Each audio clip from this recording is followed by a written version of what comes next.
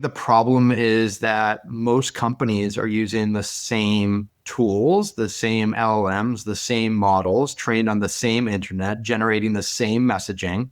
And so that leads you to that blandification, right?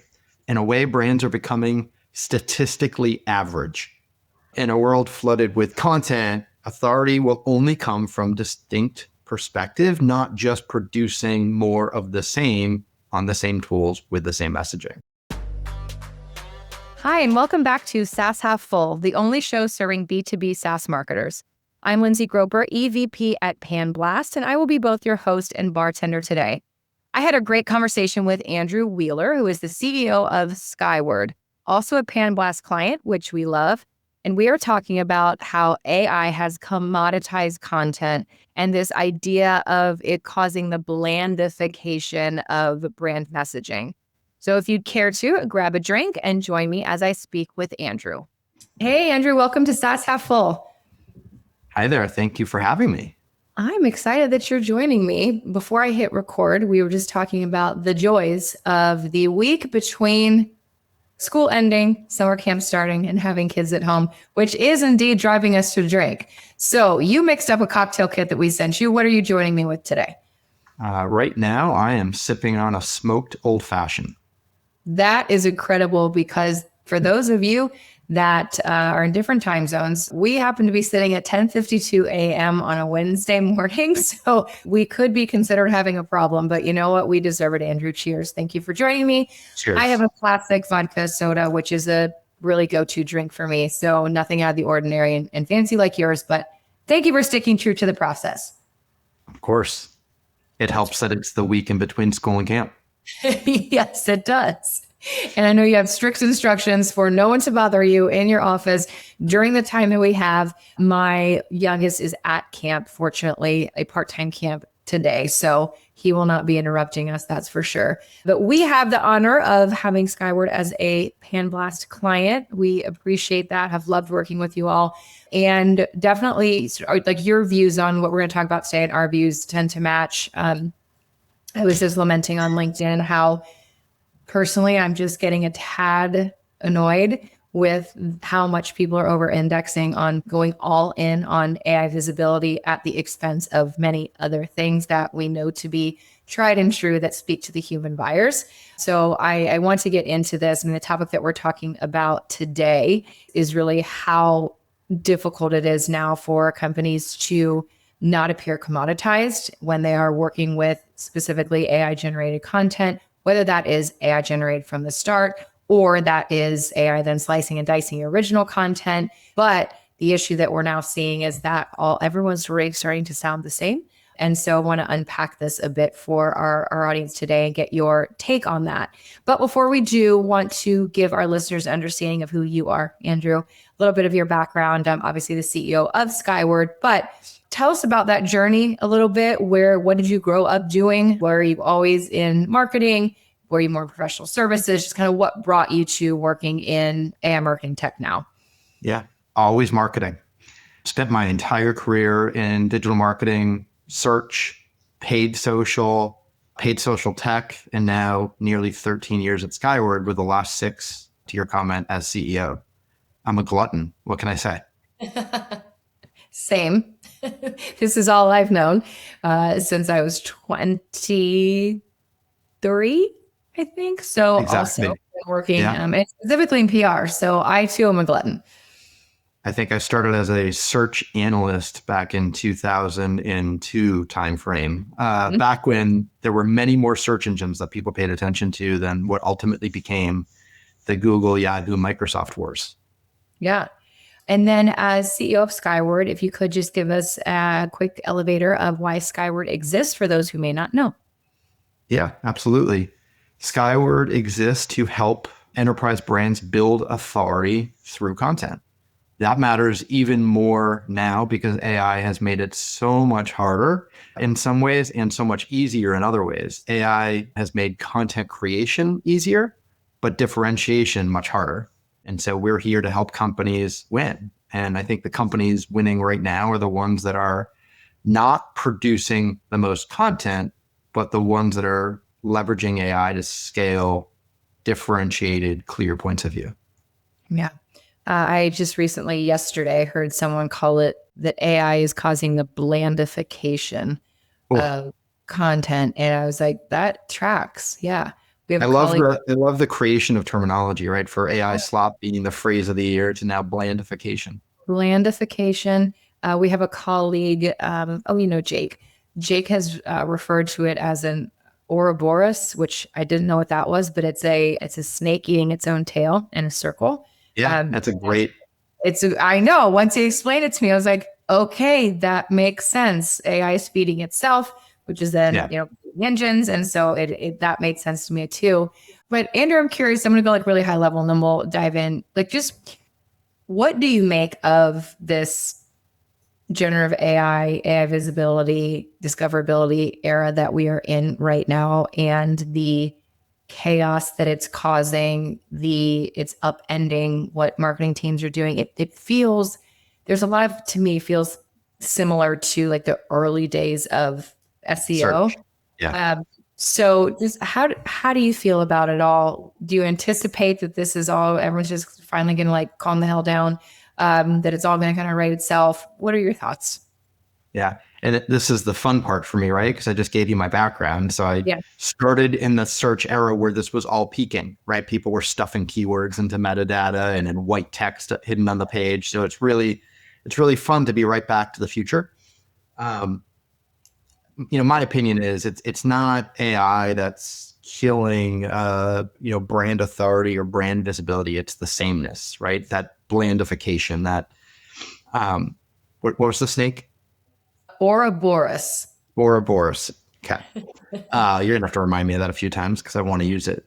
But in any case, I think the problem is that most companies are using the same tools, the same LLMs, the same models trained on the same internet, generating the same messaging. And so that leads you to that blandification, right? In a way, brands are becoming statistically average. In a world flooded with content, authority will only come from distinct perspective, not just producing more of the same on the same tools with the same messaging. So I think that's the problem. And I think there's a lot of brands that are trying to test those waters to figure out if they should just approach today's era the way that search was approached back when, right? Like identify the keywords, create content optimized for those keywords, show up in search. That was the answer until it wasn't. And now it's what are the prompts that folks are using and how do we create content that supports it so that we become the answer? And it's just, while it looks similar, it's operating much differently than how search did decades ago. Yeah. Yeah. It does feel very reminiscent. I liked your term saying back to the future, because as a PR agency, it's a tad annoying and ironic that it's now taking the bots saying like authority matters, credibility compounds, earned media is important. It's like, no Yeah. shit. We've been saying this since the beginning of time, but here we are, right? You work with a lot of different types of companies. What do you see the biggest business consequence of this like AI driven sameness? Business consequence. I don't know if we're there yet, meaning I think it's still so early that folks that are going all in on AI that are, in my opinion, going about it the wrong way and just leveraging tools to scale content production and create more. I don't know if it's fully caught up yet, that they're producing more of the same and it's not driving anything for the brand from a meaningful business outcome perspective. I'm sure there are some, but I feel like it's still happening. But absolutely no doubt in my mind, it will peak. Folks will catch on to that. There's so much change, specifically at the top. I mean, I don't want to quote inaccurately, but the CMO tenure is even less than it has been, in years past. I think at one point it was 8 months. It's got to be less than that now. Brutal. And so as AI tools and things are being tested and a new CMO comes in, it takes a minute to catch up and see, oh my God, what are we doing? Stop the presses. The good news is we're starting to see it happen. We're talking to brands where they've been doing some of that. They have a new CMO. They want to look at it the right way. They want to understand how they can win in a category versus create more. which is the exact right approach. Yeah. I mean, there's a reason that I don't know what the percentage is, but the meteoric rise of fractional CMOs, nobody wants these jobs. I don't blame them. For those of you listening, like we feel you, we hear you. Your job sucks right now. It was hard before the advent of AI Viz, and now I feel like y'all are being asked to throw out every playbook and rewrite them. And what Andrew Knight said is, I feel like things will calm down as we learn more. Do you feel like by and large that it's not the intention of, like, most of the companies that you're working with, they're not intentionally saying, we're good, we trust AI to manage all of our content? It's really more they just don't even know or don't even recognize it. Like the intention is good, but the execution is bad. I think so. Yeah, I don't think anyone is purposely going at it like that. I do think that, I mean, you've seen it, right? A lot of the output can look really, really good, be really impressive. What's hard to see unless you know that brand is, in fact, I'll talk about it, I'm sure it'll come up, but that sameness test, right? If I were to put your logo with that content and another brand's logo, would you be able to tell what is yours and what is theirs? Like just Right. how similar, if not the same, is that content? And I don't know if brands always see that at the surface level. What's happening though, what we're seeing is sort of in parallel to marketing or communications pursuing these AI solutions, there's a compliance team that has been formed, an AI team that's been formed, and they're trying to identify what those parameters and sort of what those constraints should look like to protect the brand from hallucinations, any inaccurate citations, because it happens more than folks think. Folks will reference it because they read about it and they think it happens all the time. I don't think it happens all the time, but it's certainly there and it blends right in. You wouldn't know the difference. Last week, I forget what I was doing, and I prompted one of the LLMs and I read it and I said, wow, I wonder who this guy is that was quoted. He was absolutely not real. I had to dig in, but yeah, he was not a real person. So it's absolutely happening. And that's why I think these AI groups that are forming within the companies have a lot of work to do to make sure the rest of the organization is up to speed and leveraging a lot of the great tools that are popping up, but leverage them in a smart and secure way for the brand. Yeah. And that example you gave of, put logo A against logo B and their content does it say the same thing. The issue that I see too is that if all that being commoditized, and again, it's good, it's not that it's written poorly, it's just the same.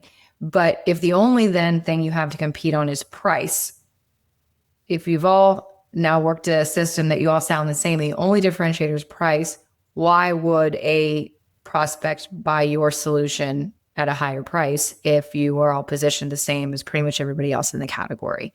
So that becomes certainly detrimental to the business. Do you have any specific examples that you can share of, I can't remember, you said a sameness test. I don't know if that's the language that you use, but do you have any examples that you can think of where you worked with a client where you were able to like really point out, like, I know you think this is like good content, but here's what we've uncovered to show to you why this is a problem? Yeah. There's this aspect of when a brand stops sounding human. I think we've talked about that. I think right now there's an incredibly mixed bag of people that will respond to that. There are some folks that are completely turned off the minute they feel like it was written by AI. They're done. They won't read further. There's another whole group of folks that are like, I don't care. As long as it solves something for me or answers a question, what do I care if it was created with AI? That's probably not 50-50. And I don't want to misquote, misrepresent, but it's some mix, right? Where do you fall? I fall somewhere in the middle. I will not stop reading just because it was written by AI. I will stop reading though if I get far enough along where it just feels like filler and sameness of words. So eventually I will stop, but not immediately, because I think there's plenty of opportunities to get value from AI generated, but there's a specific way that at least we believe you use it. We won't use AI here at Skyword to create original content. We will use AI in all other facets, right? Ideation and planning and analyzing where a brand is against its competitors and optimization and editing and derivative creation, and the list goes on. But the one thing I'm not saying is, creation. We won't use it there. We use humans. There's only so much that I think the AI can do in terms of replicating what humans and storytellers and subject matter experts can actually do. So when you talk about real world examples, I feel like today you could go to LinkedIn or you can go to the LLMs directly and you see some similarities over and over. You see, here are 3 leadership lessons, or in today's fast-paced world. And the one that's been popping up for me, and now my brain is like programmed to look for, is it's not X, it's Y. Yes, that's it for me. It's crazy. Piece, I'm like, maybe, and then it'll end with that. I'm like, no. I thought you might be written by a person until the last line of, yes, it's not the X, it's the Y. It's like, so AI ruined the M dash for me, and now it's ruined the it's not X, it's Y thing for me. Yes. But, I think you're seeing, and I know I'm kind of going off on a parallel here from your original question, but I mean, even LinkedIn has recently come out and talked about demoting low value AI content like that has those components. I don't think people hate AI generated content. I think they hate generic content that has some sort of absence of humanity, to be extreme. What is crazy to me now is that AI originally, all of the tools was in theory designed to help us all write better and faster. And now we've come to a point where now we're all intentionally writing worse to show that it wasn't written by AI. So people are purposely misspelling words. They're writing in like all lowercase. I mean, I commented on one of my colleagues' posts. I was like, is this what we're doing now, writing in all lowercase? And she was like, I'm a human. But I'm like, now it's like, and someone who grew up, with like writing in comms, the little red squiggly line indicated a spelling error. And now that indicates humanity. And I'm like, so now we're like writing worse as a result of AI to show that it wasn't written by AI. And it's like, what are we doing? You're absolutely right. I mean, I find myself doing it for when and if I'm leveraging, the tools to support or augment something I'm doing, and an M dash is introduced, regardless of whether or not it's used correctly and it makes sense and I should keep it there. I want to take it out. Right. I don't want somebody to potentially think that my entire post or response or email, whatever it is, was written by AI. So you're right. It's definitely a funny time, an interesting time. So what are you recommending to clients that how they alter their content, like 1, 2, 3 things that they can do to ensure that the brand does sound human and differentiates? I mean, we've talked about things like not to do overly use of M dashes that don't include the it's not this, it's that. But are there other specific things that you're suggesting for these marketing leaders to ensure their content does sound human or come across human? I think with respect to how we're talking to CMOs and other marketing leaders, we're really breaking down, and we'll start simple. The thing that you've heard over and over, right? Don't focus on more, focus on authoritative, authentic content. And then I would break it down into sort of three buckets. First, advising them to define a very strong point of view before even looking to AI, before even opening up GPT or Claude or Gemini. Think of AI as a multiplier, augmentation, or optimization. Because if your strategy, if that point of view is generic, aka coming from AI will only help you scale generic faster. And you don't want that. And we don't want that as consumers potentially interacting with your brand. Mm-hmm. Second to that, put real experts at your content, meaning SMEs, practitioners, customer-facing leaders, folks that you already have within your organization. I think we're a long way from, years ago we would hear, but they're not writers. They're not writers. They don't need to be writers. We can pair those folks up with writers. We can pair those folks up with content creators to extract that expertise. So that second bucket is really about making sure you're leveraging the experts that live within your universe. And of course, we can always bring in outside experts as well. We think based off of everything that's happening and what makes that brand special, the future really belongs to those brands that have the highest density, the highest amount of authentic expertise. The third bucket, I would argue, is really going back to the words that you and I were joking about earlier, the sameness, the distinctiveness, sameness being bad, distinctiveness being good. Marketing leaders really needing to optimize for memorability, authentic POV, not volume. And there's still a lot of brands that are out there saying a lot and also saying very little with it. That's sort of the high level 3 things that we would talk to senior marketers about. And they should really think about this, not just with net new content, net new strategy, net new approach. It's really, really important that once the strategy is built and it gets put in place for everything going forward, they also go backwards. They should apply this lens to anything that currently lives within their ecosystem, the website or anywhere they've published content, and put that content through this new lens, optimize, update that what makes sense, and remove that what doesn't. Not everything is still relevant. So if it doesn't support this new lens, get rid of it. Yeah, I really like that. The leading idea of before you do anything, start with a well-defined and differentiated point of view. Because even in my own working with Claude or chat, I find that even when I've defined my point of view and I'm trying to refine it or create some shape around it, my point of view, the more I iterate, gets more diluted. So it's like what I started with versus what I end with ends up being a very common point of view. And I have multiple times said, this has gotten away from my original point of view and seems to be the same as what everyone else is saying, which is what is the opposite of what I'm trying to, convey. But it's easier for me to recognize that because it is me and my personal point of view.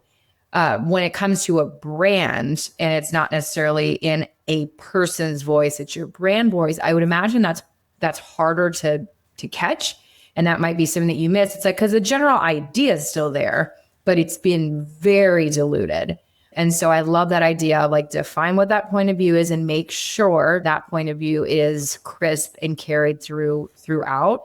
I mean, that's the basis of like, everything we do too as a PR agency. But I definitely found that to be an issue when I iterate using AI on my point of view.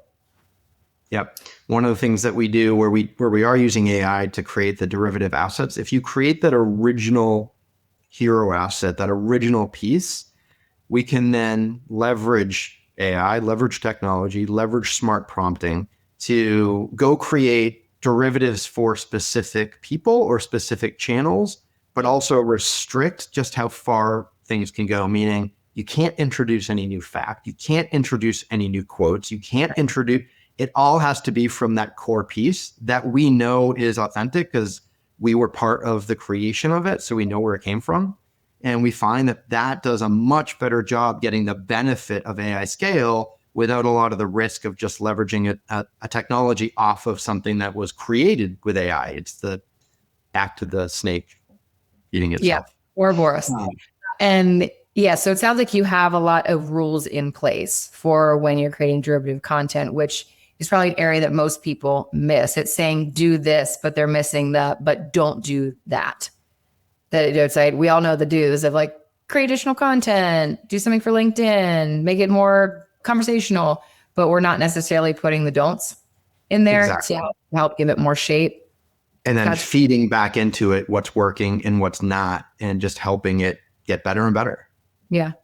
Do you feel that we'll get to a point where the AI generated content is good enough, better, equal to what a human can write? I mean, the more we put in it, the more that it trains. If you're specifically using an agent that's built for you, do you think it'll get to that point where it's able to have taste and understand bias, understand appropriate humor and sarcasm? Or do you feel that it will really tap out its limit and that it's really never going to get much better than it is today? So this is a pure opinion, right? Because there's absolutely no way that I could. I'm not going to ask you to fact check it. Yeah, I appreciate that. I'm sitting here thinking like, who am I to answer that question for you? I don't know. I feel like think about the pace of innovation we're seeing today compared to 20 years ago. I mean, we all thought search and then mobile, like it happened fairly fast. But now looking back, seeing what's happening now relative to that time, that was turtle Crazy. pace compared Crazy. to what's happening now, right? So even my opinion today, I could have a different one in a week. So I don't know. I feel like it will get dramatically better at simulating sort of human or softer skills, if you will.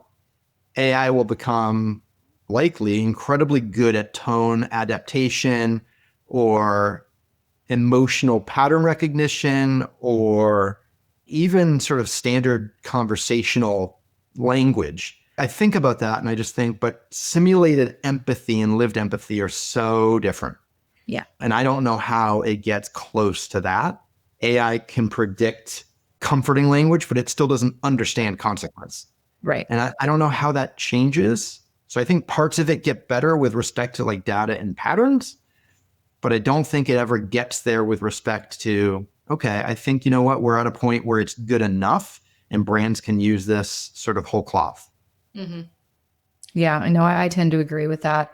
But yeah, the pace at which is improving it's insane.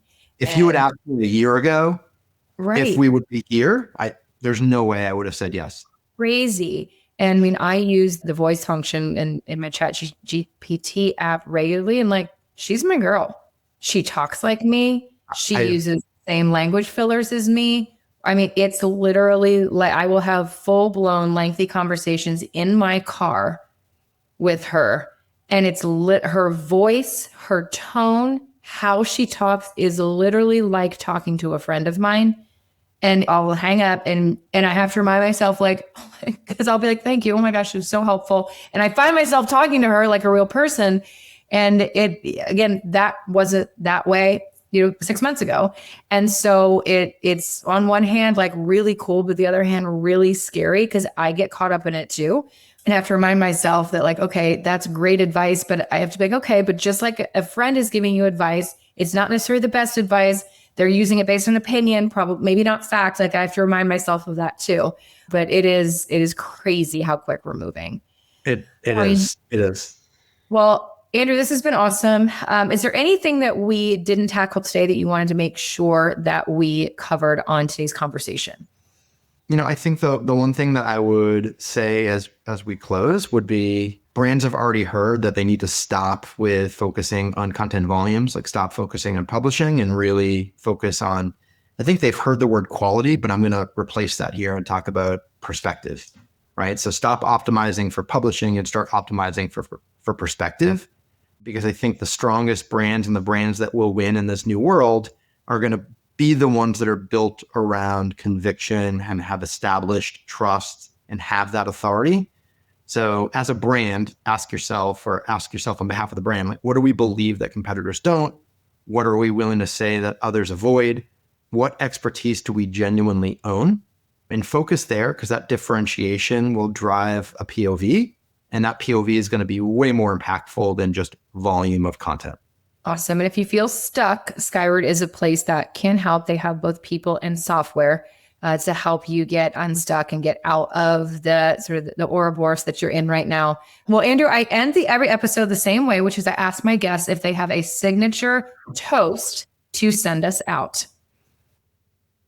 A signature toast. What's yours? It's funny that I asked this question because, well, I have one that's inappropriate, just cheers. And then I have my friend's toast, which you may have heard before, which is cheers to you, cheers to me, friends for life will always be. And if you should disagree, screw you, here's to me. So I that like would that. I have heard it. I love it. I don't have one, but I'm going to steal one. I was fortunate enough to grow up my grandfather was around. My grandfather was in broadcasting for the better part of his career. You don't hear people talk about broadcasting much anymore. And he did a lot of speeches and a lot of quotes. And there was one in particular that has always like stayed with me. And it's a very short line and it's not his, like he stole it, right? We all borrow from each other. But the line is, if it is to be, it's up to me. And I think some folks take it at face value and they think, oh, great, it's not about doing everything yourself. It's about delegating. But that's not the way that I'm thinking about it no here today, right? Because I think You can call me crazy, but there's a pretty strong parallel in the conversation we just had. I think it applies perfectly to AI and brand authority right now. Too many brands are thinking visibility will happen automatically if they just publish enough. Right. But AI systems don't owe brands authority. So if your company sounds interchangeable, it's up to you to create that clear perspective. And if competitors are becoming the trusted voices, it's up to you to have that differentiated expertise. So that's why that came to mind, that sort of closing quote or toast, if you will. If category authority is to be, it's up to the brand to make it happen. Look at that. Twisting it up with your grandfather's words. I love it. That's awesome. Well, I will certainly drink to that, Andrew. I appreciate you joining me. This is a great conversation, and cheers. Thanks again to Andrew for joining me on SaaS Half Full. This is definitely a topic of conversation that we're having internally at the agency. Light annoyances being stirred up by me regarding all of the craziness with AI visibility, but hopefully you took a couple things away from the conversation on how you can improve using AI with your own content generation. If not, you can certainly turn to Skyword. But we always appreciate the listen. And until next time, bottoms up.